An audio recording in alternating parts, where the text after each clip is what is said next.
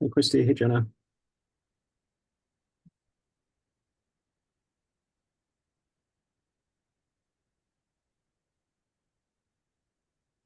Hello.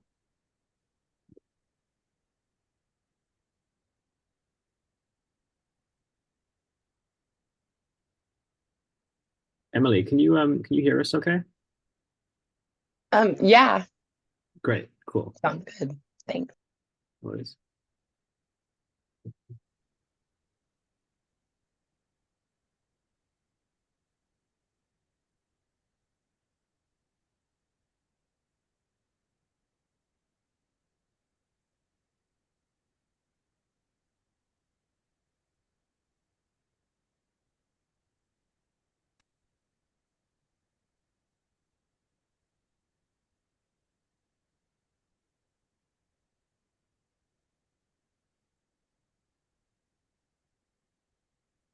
Hi, Wenyu.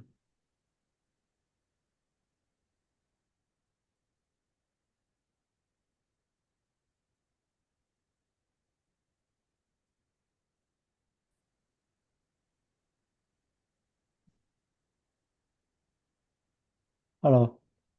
Hey.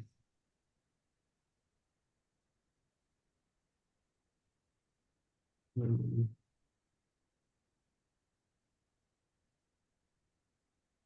we'll just give it another minute while people are filing in. Sure.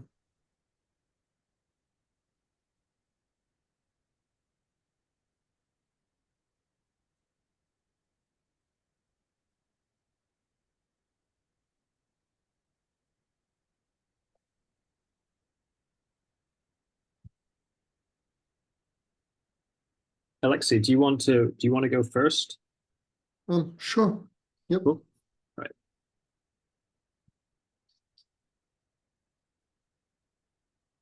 I realized I'm not sure we actually confirmed an order, but doesn't matter.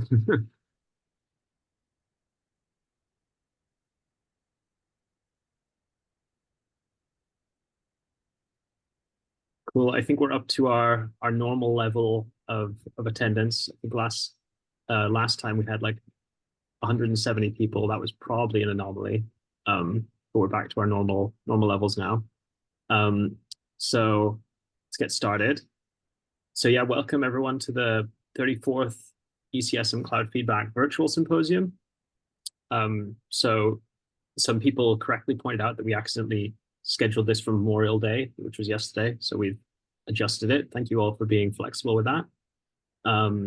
Today we've got 3 great speakers who were all able to adjust their schedules at last minute as well. That was great. We got Wenyu Zhou, who's a research scientist at PNNL. We've got Emily Newsom, who's a postdoc slash research scientist at Caltech and NYU. And then we've got Alexey Fedorov, who's going to be kicking things off, who's a professor of ocean and atmospheric sciences at Yale. So the way that this is going to work is we're going to have 3 15-minute talks by the speakers. I'll just unmute myself and give you a 2-minute warning. I'll just shout 2 minutes. And then at the end, we'll also have some time for a general discussion, hopefully. If you have comments or questions, you can either save them and raise your hand, or you can type them into the chat at any time. And then this is our executive committee. And if you're interested, we also have a backlog of lots of talks and debates and things like this from previous weeks as well.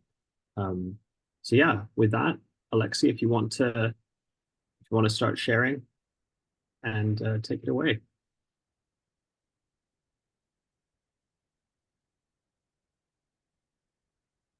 Looks good. All right. Thank you, Andrew. Hello, everyone. I'm going to talk about recent and future climate trends in the tropical Pacific. And really, this is a follow-up to the discussion we had last month with many of the issues that I'm going to discuss raised. And so, in some sense, it's basically a continuing discussion. One thing I sort of noticed in the discussion last time, there were many statistical issues raised.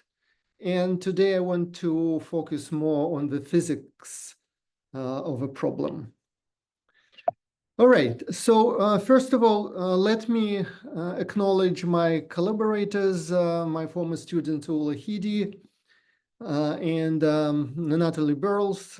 We've been working on this problem for a while now, and these are several publications we had looking at the response of the tropical Pacific to global warming in the recent decades and in the future projections. And this is the list of the papers. Just to remind you of the problem, well, if you look at the observed trends in sea surface temperature in the tropical regions, especially in the tropical Indo-Pacific, the observed trends for the past 40, maybe a little bit more years are such that you have pronounced warming in the Indian Ocean, in the Western tropical Pacific, but you can see a general cooling trends in the sort of Central Eastern Equatorial Pacific and off the coast of South America. At the same time, if you look at SST trends in multimodal mean trends in CMIP6 model ensemble, well, it's basically relatively uniform warming, perhaps with a slightly more warming in the east, but it's barely noticeable. And if you look at the observed trends in the observational records, well, it's a clear strengthening of the Walker circulation. For the historical trends in the modeling efforts, there is barely a change in the Walker circulation.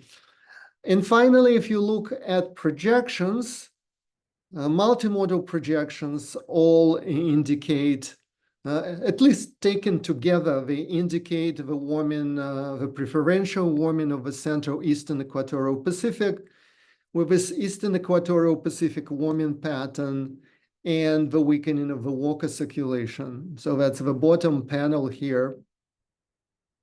And if you subtract the general uniform warming to focus on the pattern is clear, the Eastern Equatorial Pacific warming pattern with a preferential warming of the East that would correspond to the warming, to the weakening of the Walker circulation.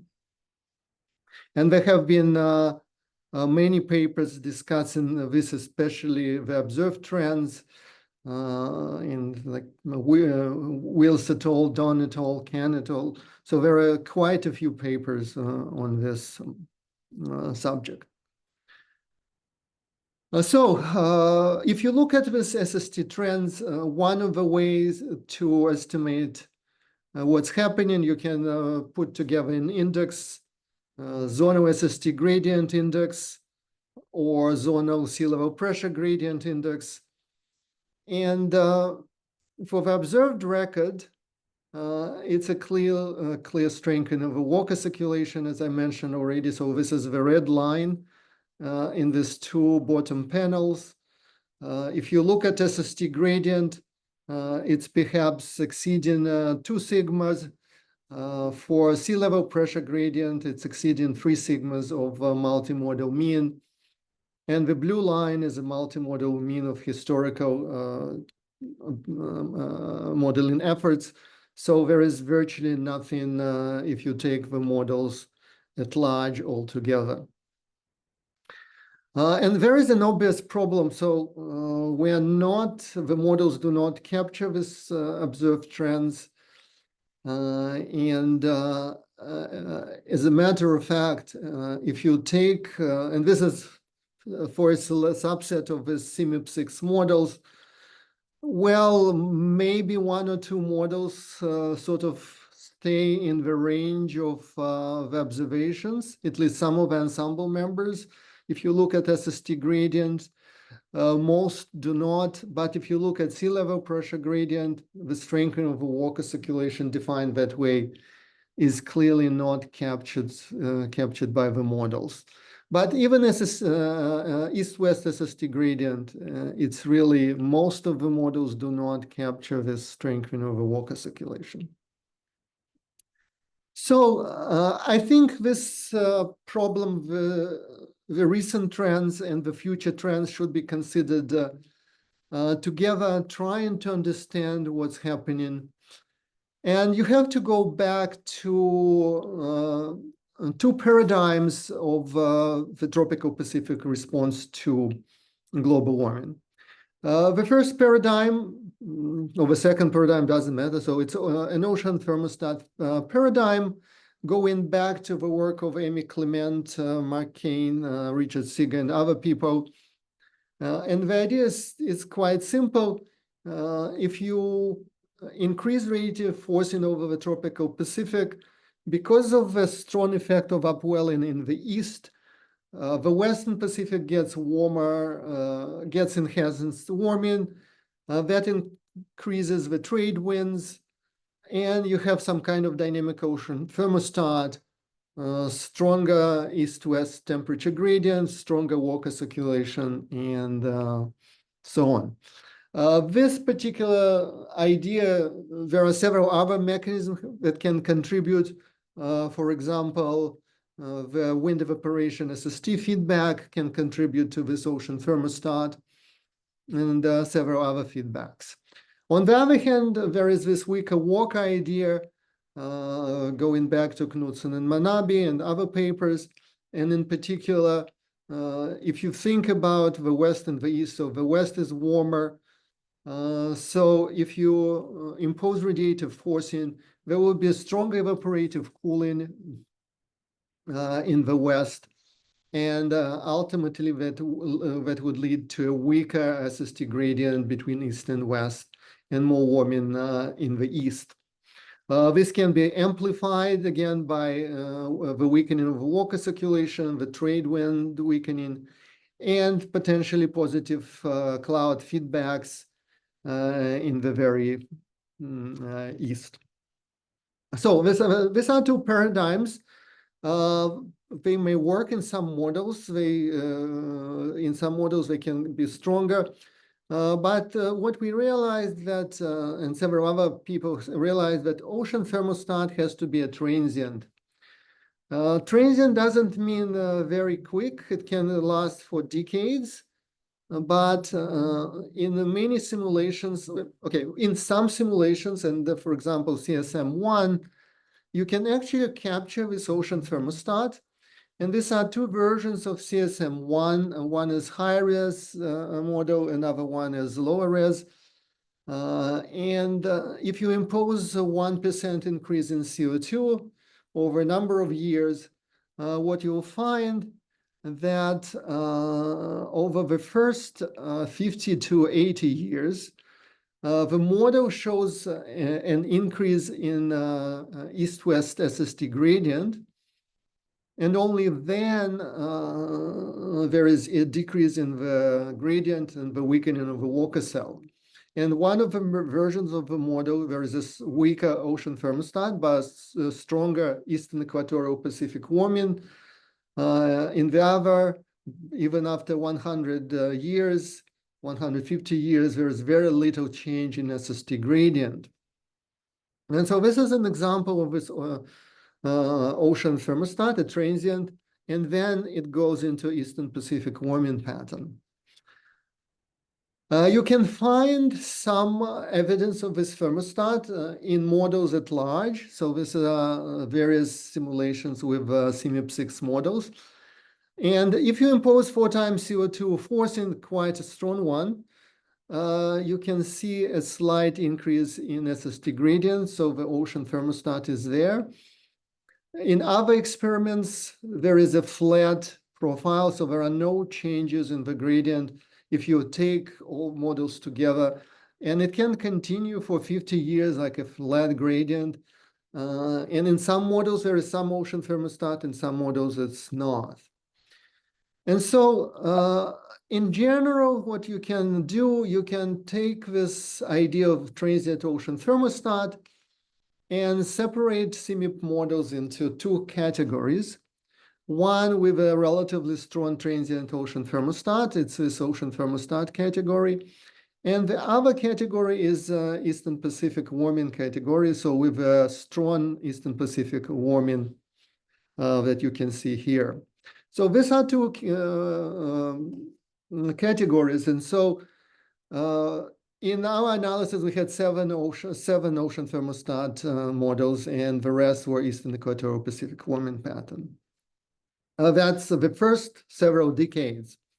And then eventually both categories develop this EP pattern, but it's just stronger in the second category and weaker in the first category. And so I should emphasize, so this ocean thermostat is in the models. It's probably weaker and not in all the models, but it is there. It's transient the first 22, maybe 80 years, depending upon the model. And now we're ready to interpret what has been happening in the observations. So this is the observed SST trends. And what we decided to do, well, let's try to split this pattern into three components. One is simply a uniform warming. Well, you have global warming, so there is a uniform warming. And then we got a PDO, the Pacific Decadal Oscillation pattern. So just fitting a spatial pattern on PDO in the observations. And then the residual. And the residual is a forced, purely forced pattern. It doesn't appear as a nature of variability. And I'm going to focus on this residual forced warming pattern. So we'll take this residual forced warming pattern and just magnify this. So just to emphasize, it has the cooling in the Eastern Pacific, Central Eastern Pacific off the coast of South America, enhanced warming in the Indian Ocean and the Western Tropical Pacific. Plus, there is a clear inter-hemispheric asymmetry with a stronger warming in the north and cooling in the south. So this is this residual warming pattern. And what I'm claiming, this is this ocean thermostat I just introduced. So let's consider, let's take those ocean thermostat models, the models that show this transient ocean thermostat and compare. And this is historical simulations with OT models. And you can see that it's actually not a bad comparison. So you have interhemispheric asymmetry. You have the cooling of the coast of South America, Central America, Eastern America, and somewhat preferential warming in the West and in the Indian Ocean. It's not as strong in the observations, but many features of this forced warming pattern are captured. It's not as pronounced, but let me show you if we do the same with the 4 times CO2, the first 20 years of 4 times CO2. And then we really capture the pattern of the observed pattern in the top panel quite nicely. Even the magnitude of it, the major features, even some features like warming of the coast of Australia, for example, and the structure of a warming in the Indian Ocean. And so what I claim that the ocean thermostat is in the observations. You just need to take it out, and it's in the models, but in the models it's just too weak. If you use a hammer of 4 times CO2, it's clear there. If you use just historical trends, there is a general agreement, but it's not as pronounced. And so that brings me to my last slide before my summary. There is one more wrinkle in the story. In this discussion, we are not talking about aerosols. But you can also look at aerosols, and apparently, if you look at single forcing experiments, when you have greenhouse gases and aerosols, the warming in the Eastern Pacific is weaker than if you have just greenhouse gases. Aerosols have a tendency to cool the East. And so aerosols can actually also contribute to this ocean thermostat pattern in the observations. And that brings me to my summary. There are just two major points, take-home points. So it appears that the observed trends in the tropical Pacific and the corresponding strength of water circulation combine a transient forced ocean thermostat in a negative PDO phase. And then nearly all CMIP6 models develop an Eastern Equatorial Pacific warming pattern eventually, but its development is delayed in some models by this ocean thermostat and possibly aerosol effects. However, it appears that ocean thermostat mechanism is too weak in most GCMs, and only a few have it well developed in the time frame of 50 years or so. Well, thank you very much.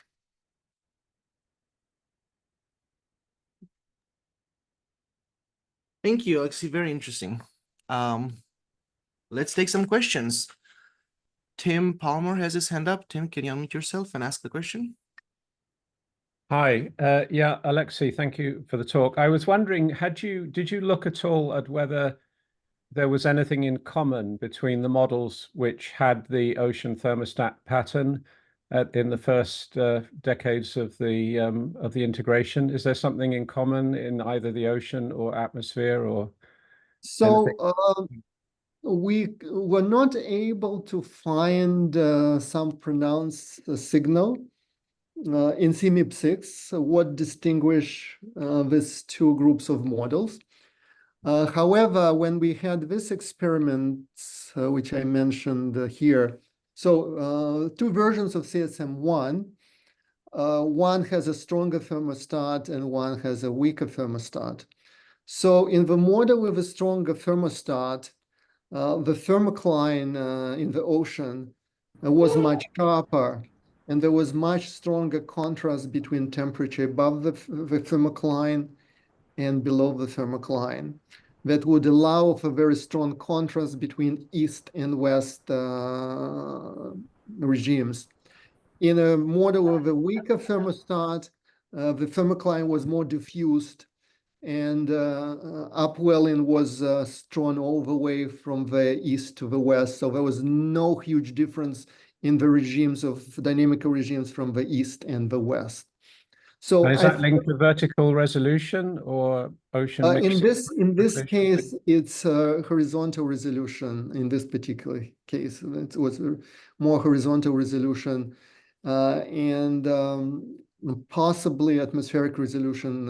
And the winds in the coarse models are not as good. So the high resolution model had a finite volume atmosphere. Coarse resolution had a spectral atmosphere. So it's some combination of winds and thermocline structure. And really, in this example, you really need to have a very distinct dynamical regimes between east and west to generate the thermostat. If the dynamical regimes are very similar, the west and east respond pretty much the same. And then this enhanced evaporative cooling in the west becomes more important. So the thermodynamics becomes much more important. We went further to use CSM2. CSM2 has a high climate sensitivity.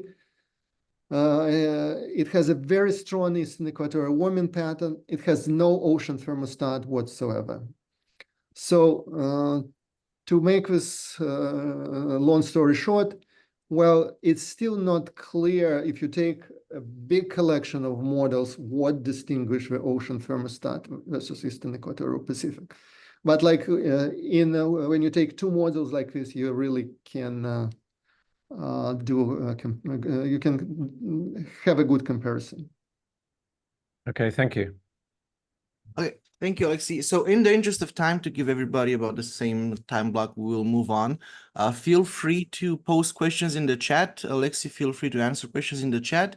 And if we have time at the end, we'll come back to these. Thank you.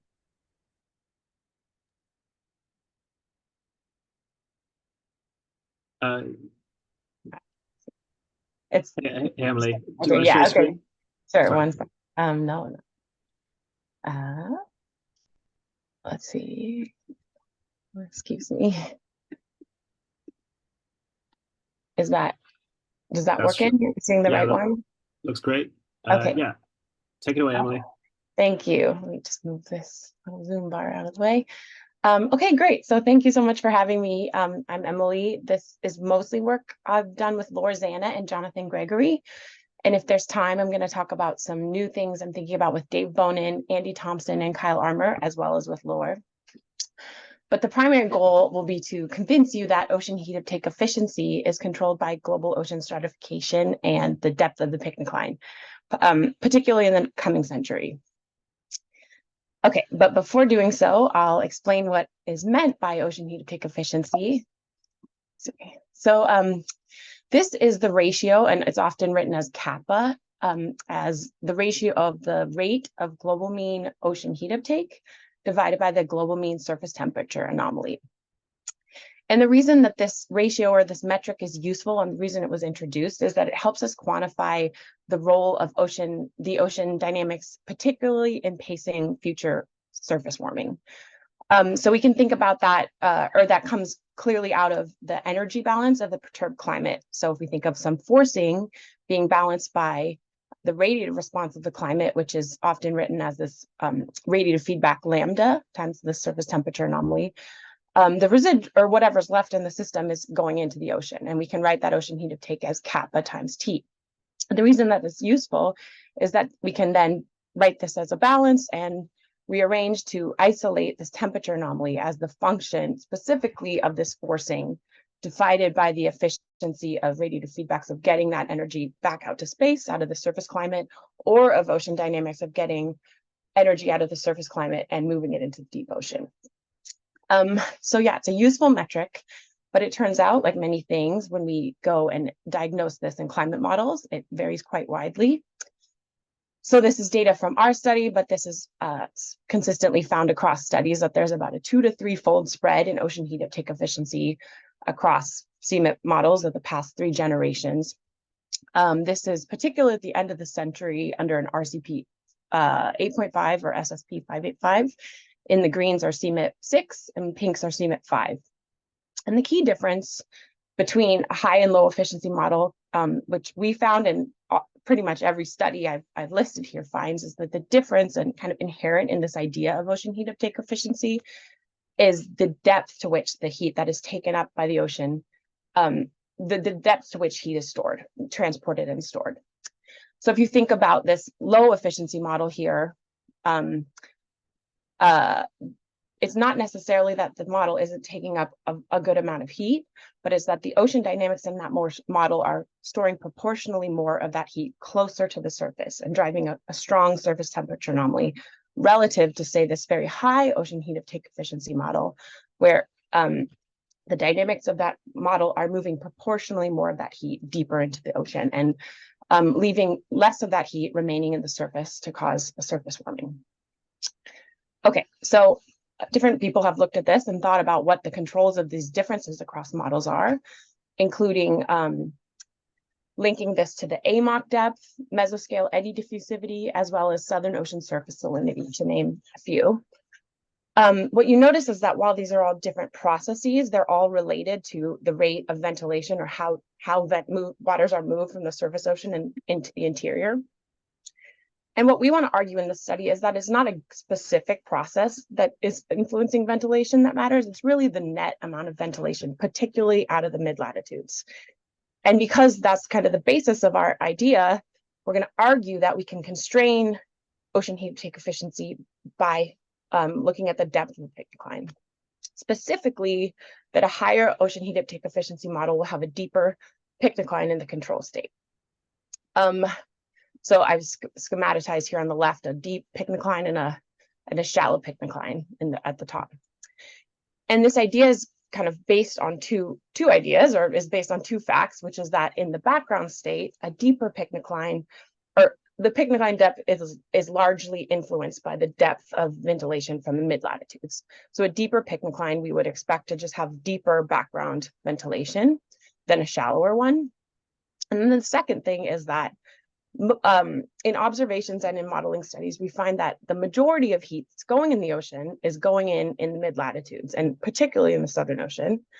And much of this happens along sloping isopycnals, or somewhat rafted along by the background circulation. So it's a somewhat passive process, particularly this mid-latitude ventilation or mid-latitude heat uptake.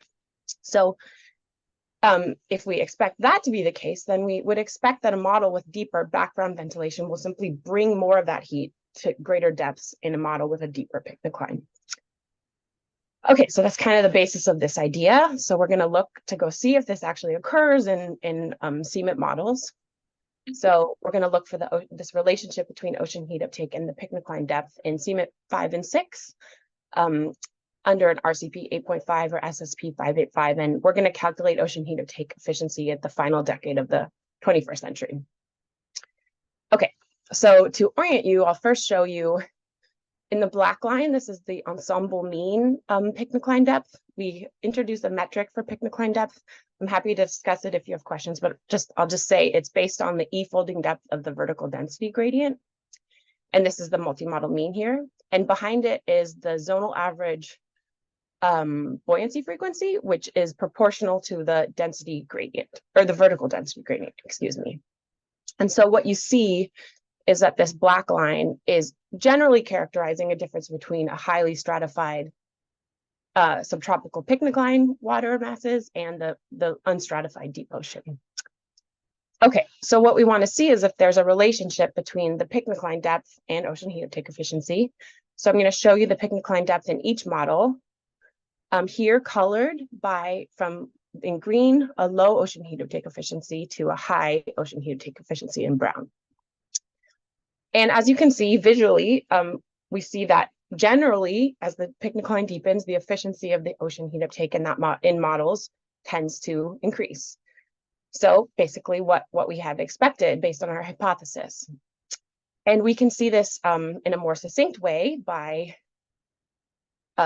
taking the average of the PIC decline depth between 60 south and 60 north, and scattering that against the ocean heat uptake efficiency in each model. That's what I'm showing here on the bottom. And again, this is the background or the pre-industrial PIC decline depth.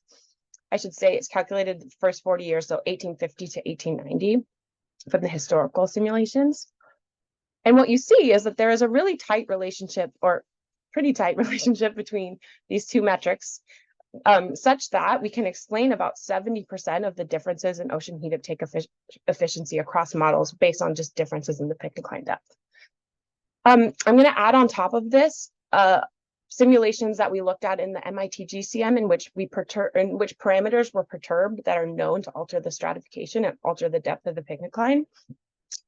And what we found is that when you crank these parameters up and down, and thus cranking the PIC decline depth up and down, we almost linearly are cranking the ocean heat uptake efficiency up and down. And note that these are different processes that we looked at. So eddy diffusivity, vertical diffusivity, and surface fluxes. So it's not a specific process, it's any process that is altering the interior stratification. Just get some water here.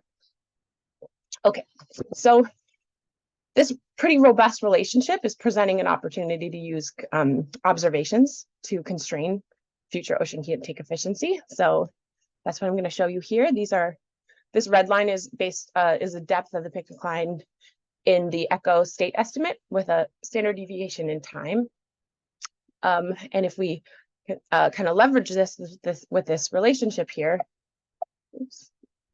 we find that we can kind of tighten our estimates of ocean heat uptake efficiency based on these observations to would imply that ocean heat uptake efficiency should be around 0.8 watts per meter squared per Kelvin at the end of the century. So that's pretty, so there you go. Okay, so just to summarize what I've shown you so far, we have found that models with deeper mean state peak declines tend to have a higher ocean heat uptake efficiency. And I didn't show you, but we looked at this. We found that this was really because the heat source in the mid-latitudes is going deeper in these models. It's not about heat from any other part of the ocean. So it's really a relationship between how deeply mid-latitude heat goes into the ocean and how much that mitigates a surface warming. But a question that we had that you might have, and that I think is relevant to pretty much any emergent constraint sort of idea, is that how long does this constraint last? How long into the future do we expect this to constrain ocean heat uptake efficiency? And so we had this question, and we looked at this in the long run MIP ensemble. So I'm showing you data from the 4 times CO2 simulation. This is, I believe, 6 models that had all the data that we needed. So it's just take that for what it is. But this is the correlation coefficient, or the correlation, between background peak decline depth in these models and ocean heat uptake efficiency, where the solid line is a significant correlation and the dashed is insignificant. So what you see is, well, first of all, we actually see it starts to strengthen. And I looked at this, and this is generally, I think, because in the first 100 or so years, most of the heat in the ocean is really constrained in the upper layers of the ocean. So here is when you see about 60% of the heat moving below about 500 meters. And so I think the differences in the deeper peak declines start to really matter in differentiating across models. But the point here is that this correlation really degrades over time and becomes insignificant. And so I think what we're seeing happen here, among other things, is that we're moving from a state in which really what controls ocean heat uptake efficiency in the early part of a forced simulation or a forced climate is how efficiently heat is being moved out of the surface. And we showed this, at least we found that this tended to relate to mid-latitude ventilation. But at a certain point, we can't just care about how heat is going down, but how it starts to come back up. So I've called the top one a downward type of regime, and just referring to the second idea as this upward regime, where it starts to be more and more controlled by the dynamics of heat reemergence, which I think are pretty not well understood. And we can see the importance of this in a pretty simplified framework.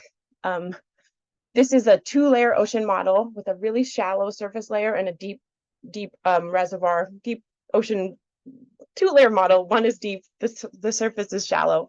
If you are not familiar with this model, don't worry much about it. It was introduced by Jonathan Gregory and discussed at depth in this Held et al. Study. All that really matters to this point is that this gamma parameter is the parameter that quantifies the efficiency of exchange between the layers. So between the surface and the deep ocean layers of the ocean.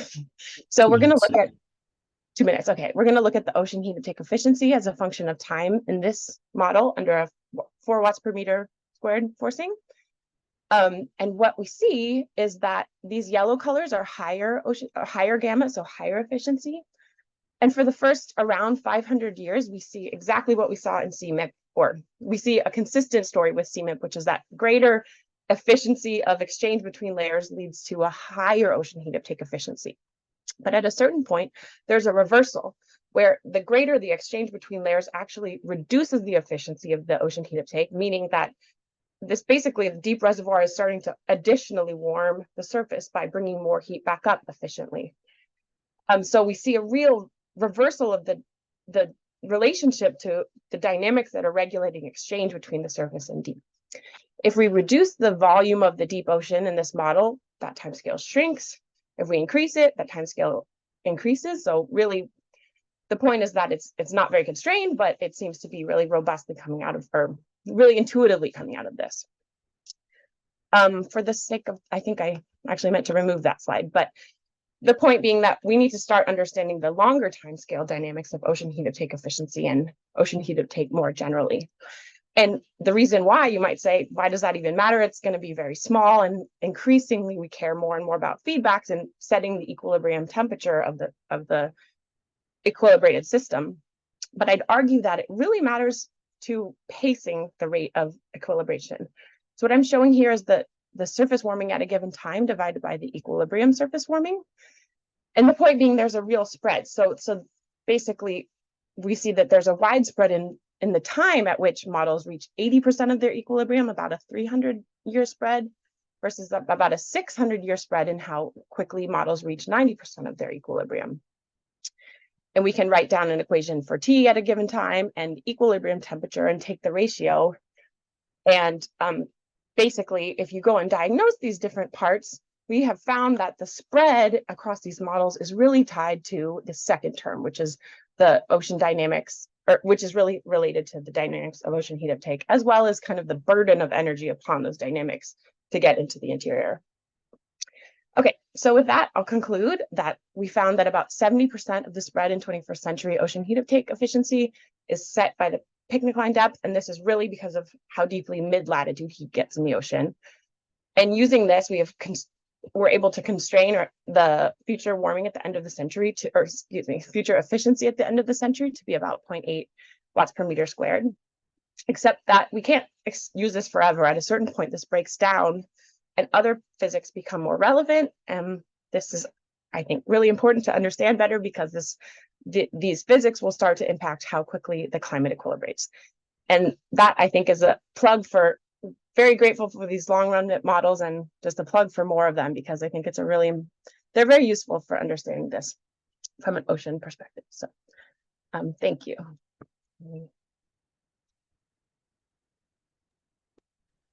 Thank you, Emily.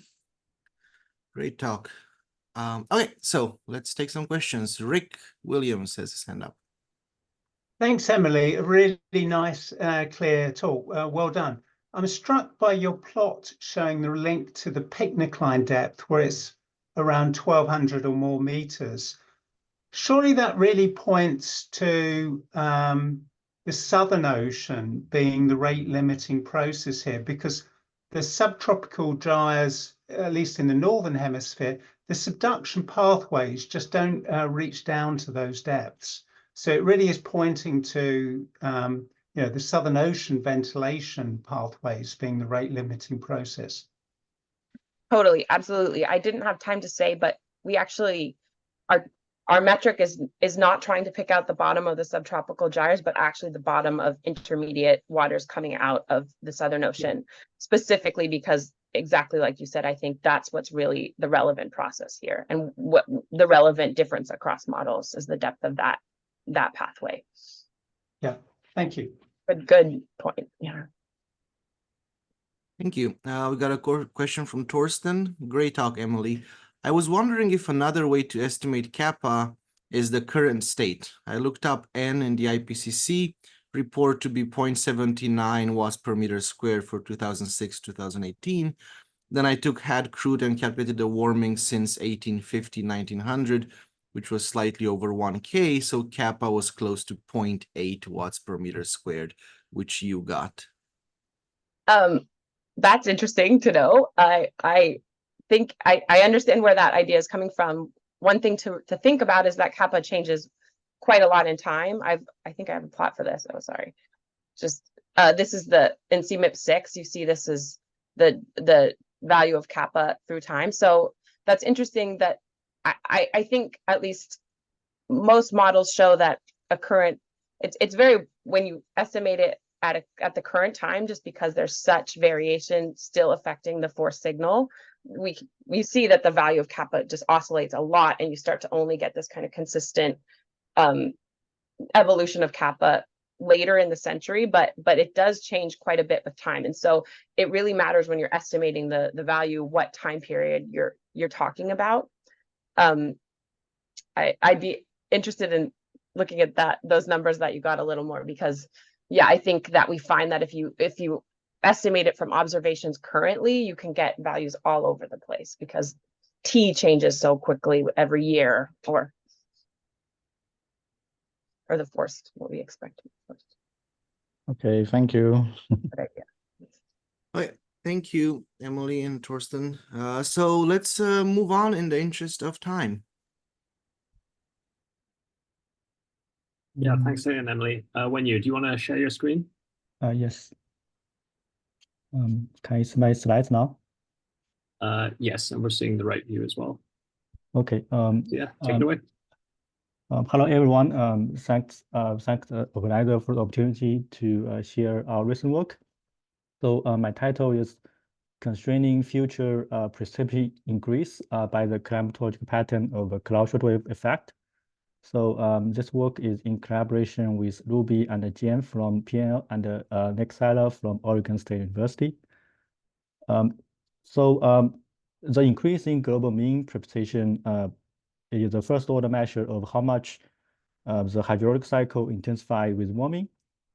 However, the degree of this increase, as you can see from this picture, varies widely, almost by more than by a factor of more than 3 among model projections, and this uncertainty stems from uncertainty in both the hydrological sensitivity, which is a fractional increase in precipitation per unit warming, and the uncertainty from the climate sensitivity.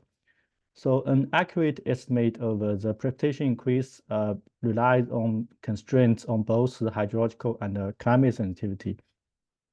So for climate sensitivity, it has been widely studied, and various emergent constraints has been proposed, such as by linking future temperature changes to its seasonal or interannual variability, as shown in this figure, or by relating feedbacks of clouds to its climatological distribution or properties, or using correlations with other observable features.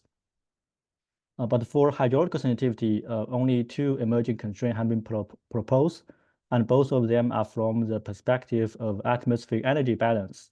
That is, relating the changes in precipitation to the changes in atmospheric column energy relative cooling. Specifically, these 2 studies have related the changes in precipitation to feedbacks from clear sky shortwave absorption and to the long wave cloud radiation. However, a more recent study found that the correlations are insignificant in the new CMIP6 models. So to build an emerging constraint on global mean precipitation increase, it seems there are 2 major gaps. First, we do not have a reliable constraint on hydrological sensitivity. And second, the hydrological and climate sensitivities were often studied from different perspectives.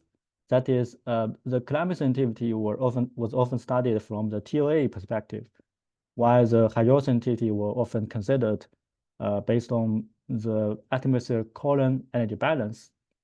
And because of that, the resultant emergent constraints were often based on different but likely correlated observables, which inhibit the integration into a single emerging constraint for the global mean precipitation increase.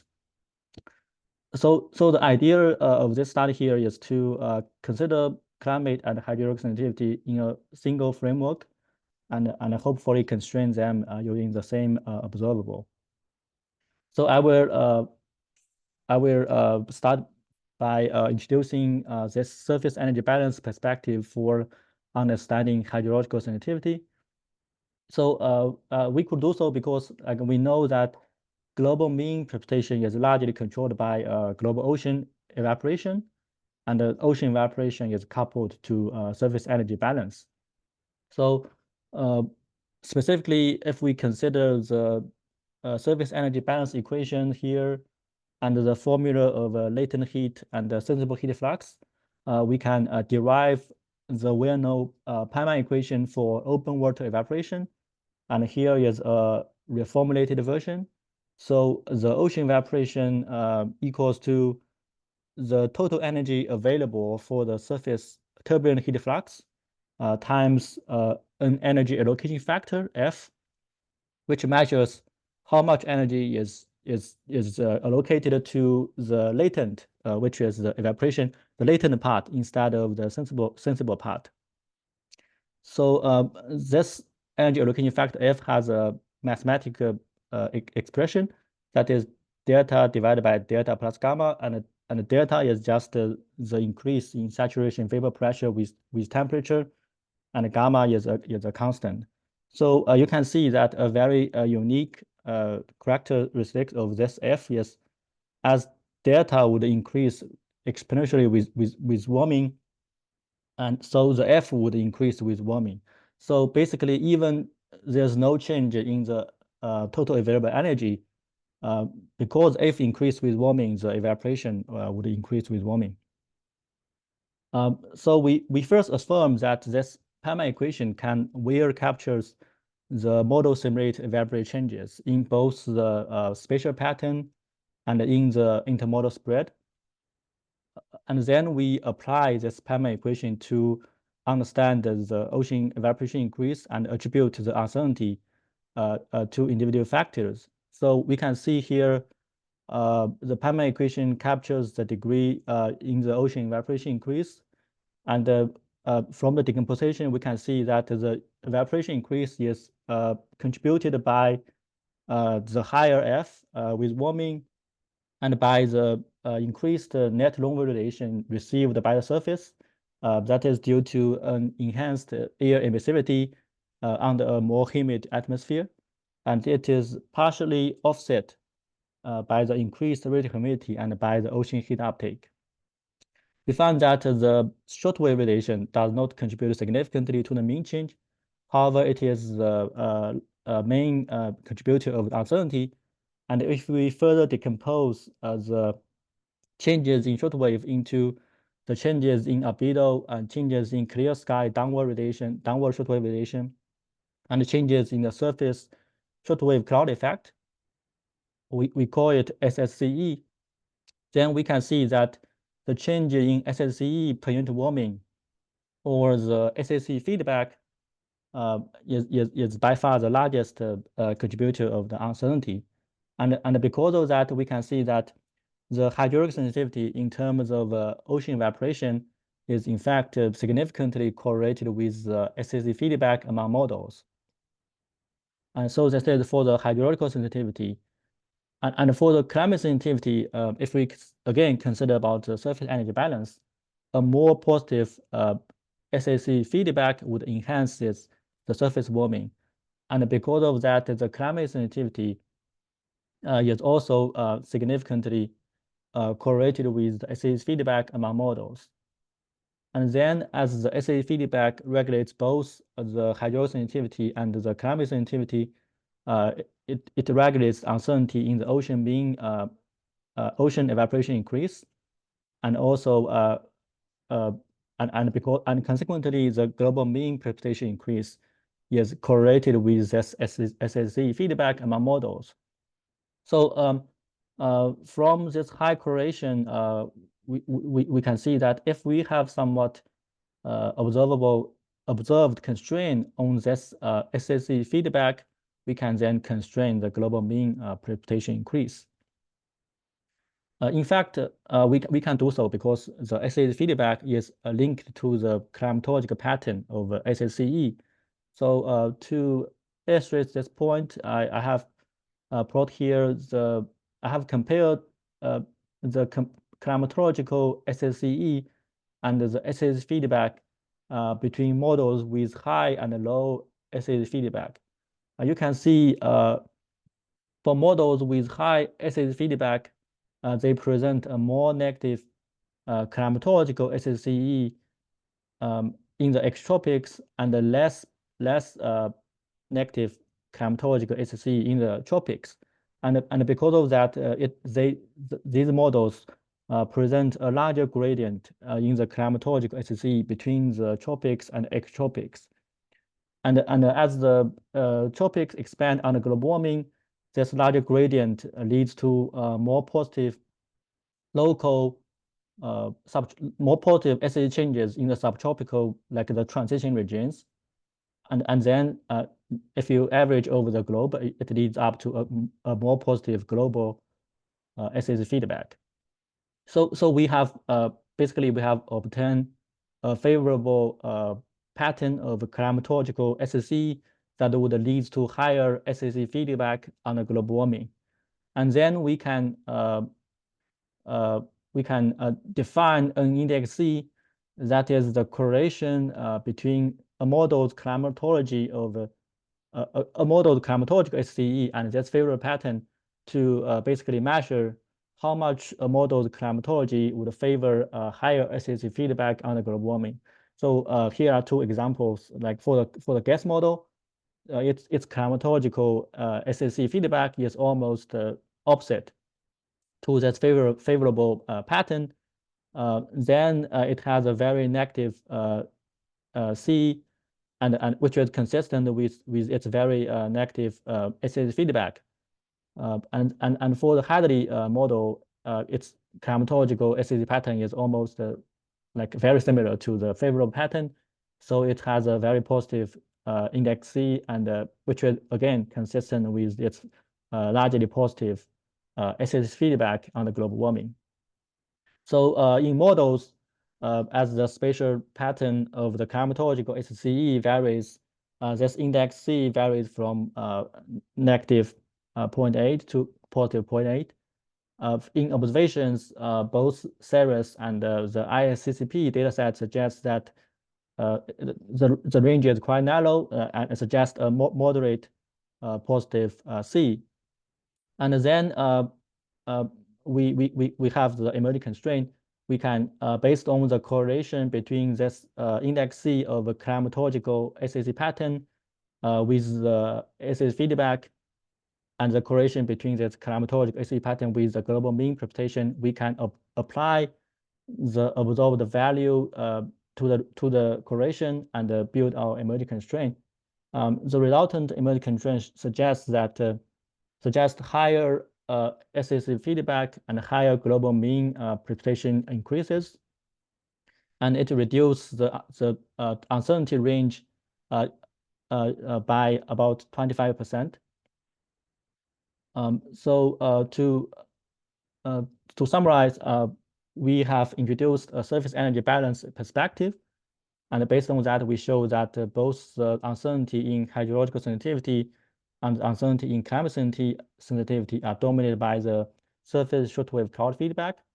And as a result, we can, the global mean precipitation increase is correlated with surface shortwave cloud feedback, which is further linked to and can be constrained by the climatological pattern of shortwave cloud effect. I would maybe finally, I would briefly maybe highlight the benefit of this surface energy balance perspective, like in relative to the more widely used atmospheric perspective. So first of all, the surface perspective allows us to study hydrological and climate sensitivity in the same framework. And then I think it is kind of simpler in a way that it allows us to only think about the surface instead of, for the atmosphere perspective, you need to think about the difference between TOA and the surface. And third, it explicitly considers the effect of the changing sensible heat flux, whereas the atmosphere perspective are not. For example, from the equation, we know that the energy allocation factor F would increase with warming, which means that more energy, more available energy would be channeled into the latent, that is evaporation, instead of sensible heat flux. So it can explicitly capture the effect of reducing sensible heat flux. That leads to increasing evaporation.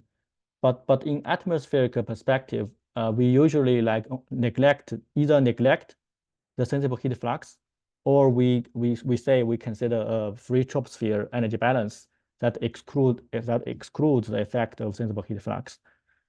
And finally, this surface energy perspective can be applied also to not only to the ocean evaporation, but also to the water body evaporation.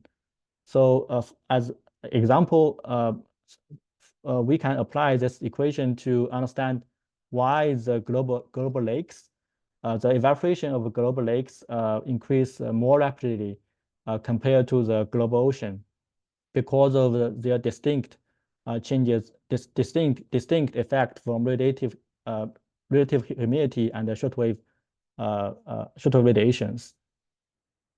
That's all I have. I can take any questions. Thank you.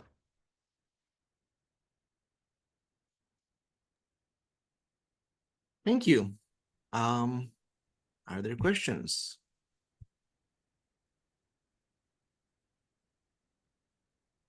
If there's any question.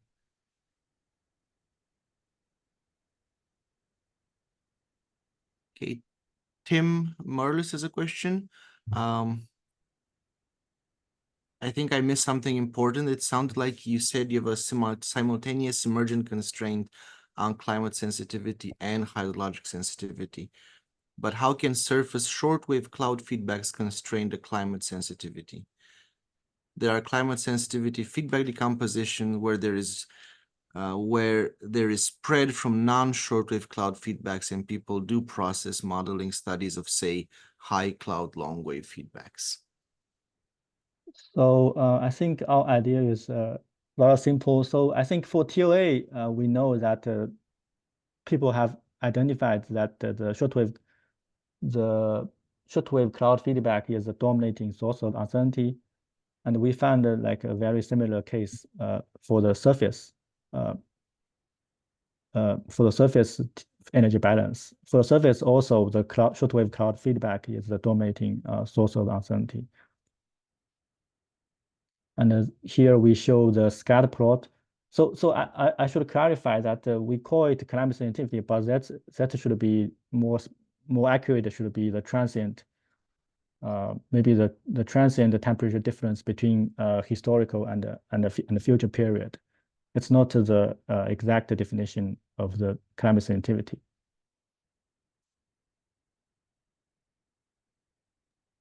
Okay, thank you. The time is now 12:01, so let's thank the speakers. And if people want to hang around for a few more minutes and ask and answer a few more questions, you're welcome to. If not, we will see all of you at our next event. Which I will add will not be next month because we have CFMIP and AOFD.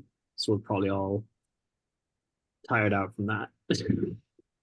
See you guys in July, maybe. See you at FIP and AOFD. Yeah. And thanks, Alexey, Wenyu and Emily. It was great.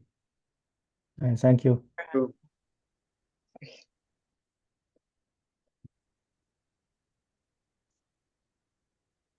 Emily, do you have a second? Yeah, I was do. just going to say I hadn't because you gave this talk at GFDL before, and I hadn't quite made that link between it's the what you said earlier on in your talk about how it's like the say like a more shallower pycnocline is like trapping the warming nearer the surface. Yeah. I hadn't made that connection in my head before. Oh, well, that was my bad. That's kind of the crux of the argument. Or I think I couldn't tell if it was because I'd convinced myself there was an argument for like that different kappa being expressed through n being different, not just t being different. I could make an argument in my head for both ways, but I don't know if you have a way of teasing that out. Well, yeah, we actually, and I think Jonathan Gregory has shown this in a recent paper too, but it's a lot less about the differences in ocean heat uptake rather than it's the SST differences that really matter. So the correlation between ocean heat uptake efficiency and ocean heat uptake is really pretty insignificant. But there is a correlation with ocean heat uptake efficiency and 1 over SST. So really the key difference is how much the heat that goes into the models is relating to the surface temperature. And so that indicates that it's really more about the depth, the proportional depth of however much is going in. There is differences in ocean heat uptake across models, but those differences are smaller than the differences in SST. Does that answer your question? Sorry. Yeah, 100%. Okay. This actually makes a lot more sense because I had myself in knots about like, depth of pycnocline would be proportional to like the strength of that passive like uptake in the control climate or something. And you could think that maybe you just proportionally increase the amount of heat the more that you increase the depth, but really it's more about spreading about the same amount of heat out more. Like Okay. if one extreme is that it's the same temperature normally across models and you just have more heat in a deeper one, the other extreme is if they all take up about the same amount of heat, but you stretch that heat deeper in the models. And I think it's more in that direction. Yeah. That makes sense. I think I lost you with that last one. But... I think it makes sense. I think it makes sense. Okay. But like I said, at a certain point, that argument that really it stops being very relevant because that heat starts to come back up, I think. But that's just like deep ocean starts to warm basically, and this like quasi-equilibrium kind of idea where you can where kappa is well defined, is that's starting to break down. I think so, and I think it's deep ocean. I think it's a lot of pathways. It's like, honestly, I'm not really sure because the timescales would be different, but it's just that heat that goes down is going to be eventually kind of coming back up, like in the gyres maybe, or also in the kind of circulation of intermediate waters back up in the Southern Ocean, which we see with the delayed warming of the Southern Ocean. You know, that's partially the actual emergence of heat back up to the surface from, you know, and so that was the point. Yeah, I don't really understand. I'd really like to know more. That's kind of the direction that I'm hoping to go. We'll have to have you back again. You know? Oh, thank you. I appreciate it. Does anyone else have questions? We can also just wrap up. Yeah, maybe I was just going to comment. That was a very nice study, Emily. So it's interesting that this heat uptake efficiency depends on the depth of the thermocline, but I was wondering if it may also depend on the strength of the pycnocline, meaning how strong the vertical density gradient is. Because if you imagine that the heat is just stored within the pycnocline, then you know, the deeper it is, the more heat you can accumulate there. But one would think that to reach the deep ocean, you have to go beyond the pycnocline. And so the strength may be important. Yeah, that's a great point. And we actually did look at this, and we found that there's a strong correlation between, like, locally at each point above the pycnocline between ocean heat uptake efficiency and buoyancy frequency, or the vertical density gradient. But there's actually, which is not something I understand very well, but there's a really robust correlation between stronger stratification in the deep ocean below the pycnocline and ocean heat uptake efficiency. So that, I think, is just kind of I think it might have to do with the fact that when models that ventilate and have a stronger AMOC and ventilate the more intermediate waters more strongly might have we find a correlation between AMOC strength and pycnocline depth. And so just there might be the stronger the AMOC, the weaker the deep cell. And so that might not really be a physical relationship, but just kind of a artifact of that. But in answer to your question, there is a really robust relationship between weaker stratification above the pycnocline as well as a deeper pycnocline. Yeah. No, and I think, I don't know if Maria is still, I think I saw Maria had a question for you. I don't think she's on anymore. But she had, I think her question was how realistic, so was my interpretation, how realistic is the pycnocline depth in models? That's a great question. So, I mean, I'm sure there is a widespread, as you have shown us, but, you know, because I think it depends on so many factors, including the diffusivity that are prescribed or...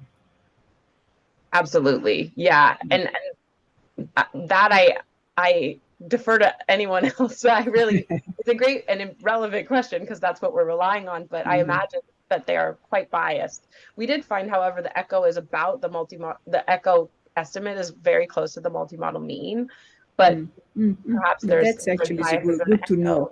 Yeah, yeah. But I think her question was, is it competing biases, and very likely. I think her question was, you know, maybe it was even deeper than what I'm saying. I think was more like if even if it seems correct, could it be due to compensating biases or compensating errors? Yeah. And because I think it's probably whatever the depth is the balance of different processes, and so. If you, Anyway, thank you so much. Very interesting. Bye-bye. Bye. Thanks everybody for organizing. No problem. I'll head out too. But thanks, Alexey. Thanks, Emily. Right. Yeah. Bye, Okay. Yeah, everyone. Alexey is still here. Good to see Yeah, you, I'm here Alexey. too. Alexey, Good to good see you. talk as well. That was really Yeah. Bye bye. Bye. Yeah, Thank you. I didn't answer to all the questions in the chat, but I think Oh, it's hard to keep up. They come. Yeah, especially because I think when there is one talk after the other, if I listen to one talk, I cannot respond or Yes. pay attention to what's happening for the previous ones. It's tough. But, Okay. Well, thank you. See you all later. bye bye, everybody. Bye.